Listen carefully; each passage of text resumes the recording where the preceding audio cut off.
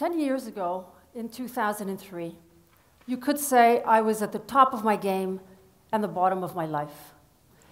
I had achieved about as much success as I wanted as a corporate real estate broker, having negotiated real estate across Canada, including some of the largest transactions in Montreal. On the other hand, I was exhausted from playing superwoman, a role I thought was expected of me. Super broker, super mom, super wife. My system was so stressed out, I could barely nourish myself because my body had become intolerant to almost everything I ate. So while everyone around me thought I had it all together, I felt like a total failure. I no longer wanted to work in real estate, and I felt I had wasted 20 years of my life. My husband couldn't understand what I was going through. How could you be unhappy amidst this financial success? We were worlds apart.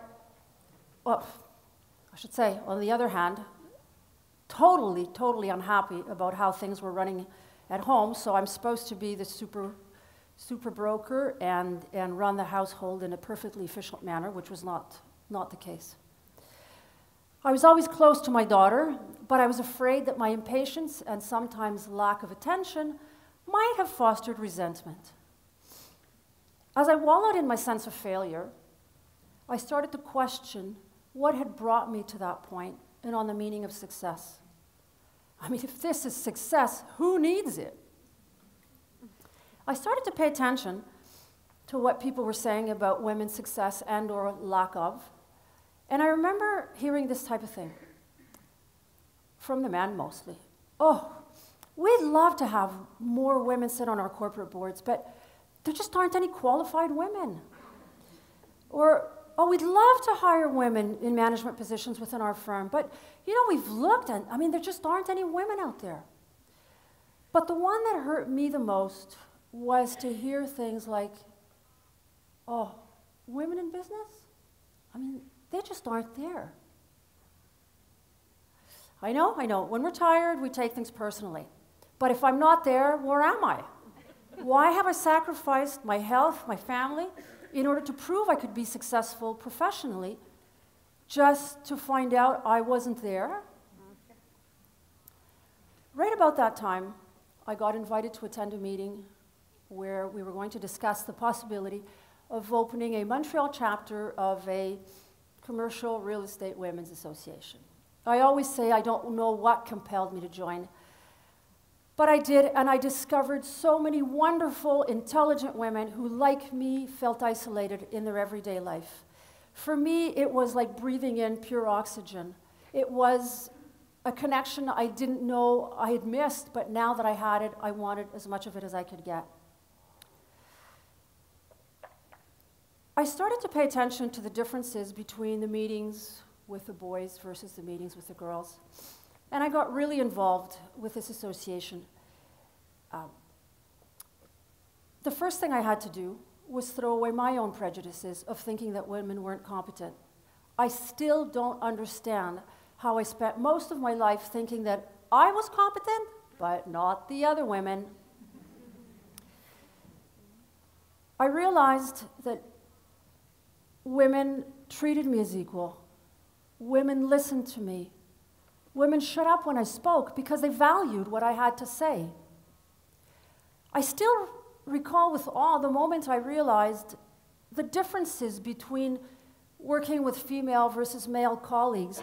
And I thought, if this is the kind of solidarity that exists amongst the men, no wonder their life is so much easier and more rewarding than ours. In 2005, I was president of the association, and I noticed three things about the women. Women felt isolated, not having a lot of opportunities to meet and bond with like-minded women. Women lacked confidence because of a lack of role models. Women lacked general business knowledge, having learned to be specialists in their own field, but not taking the time or having the time to learn about other areas that might further their career. And the other thing that happened right about then was I started getting really angry angry at the unfairness of the game, and when I'm angry, I have to act. Right about that time, a lot of associations were popping up everywhere. A lot of women's professional associations were popping up everywhere.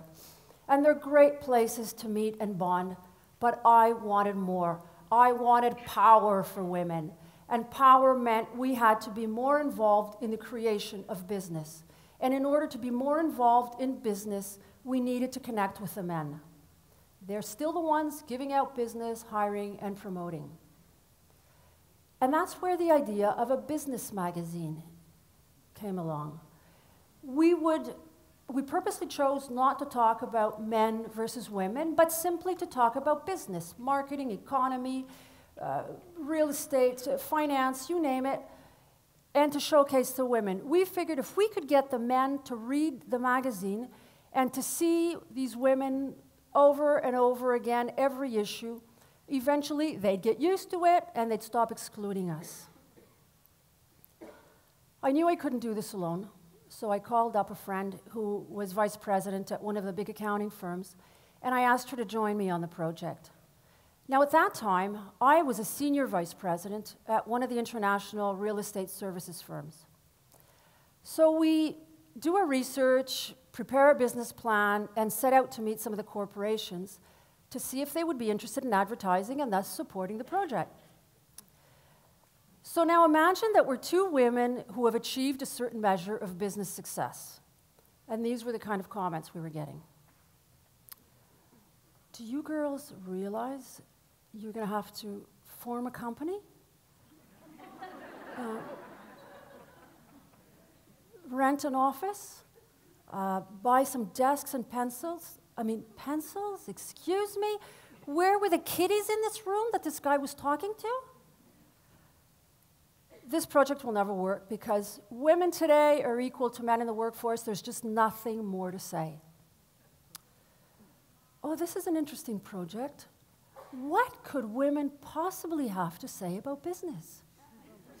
Another one was, of course, this project will never work because you women don't support each other. And another well-meaning man thought it was a great project, but that we would never find enough women out there to fill more than 2 or 3 issues of the magazine. Well, today, our project is a highly respected magazine, and it has changed lives. We have featured women on the cover who have then been invited to sit on corporate boards. We have featured women within the magazine who have then been either promoted within or have been offered fantastic jobs by competitive organizations. And then there's been some funny moments. I remember one evening having dinner quietly at home with my husband, and he looks at me and he says, "Do you realize you've created this kind of Playboy for businessmen?"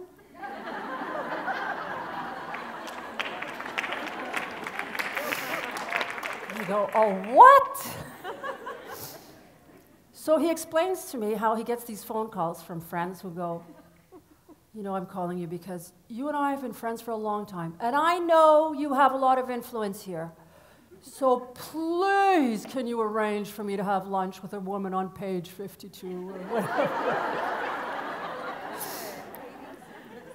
Needless to say, the meetings never happened. But it did confirm to me that men were reading the magazine. And who cares what the underlying reason was, as long as they were paying attention. A lot of the most senior executives in our community tell me they have each and every issue. When looking for someone to hire on a corporate board or someone to hire within their ranks in the organization, they flip through the pages of the magazines and look for suggestions and inspirations. For me, this project is the culmination of my search for 3 things: to give meaning to my career in business and to the opportunities that I chose to follow, to create an entrepreneurial success, and to give back to society. I understand that each and every one of us has a unique role to play in our lifetime. Growing up half Latina here in Canada, in the middle of 4 brothers, gave me may be sensitive to the inequalities, yet value femininity. Today, my life makes sense to me. I tell the corporations, imagine if you could increase revenue by 10, 20, 30% just by bringing women to be more active participants in creating business. I'll tell the government, imagine if you could increase the GDP of the country just by bringing more women to be active participants in the economy. I tell the women, we may not all be presidents of companies, but if we all learn to hold hands and move forward as one, we will accomplish miracles. Thank you.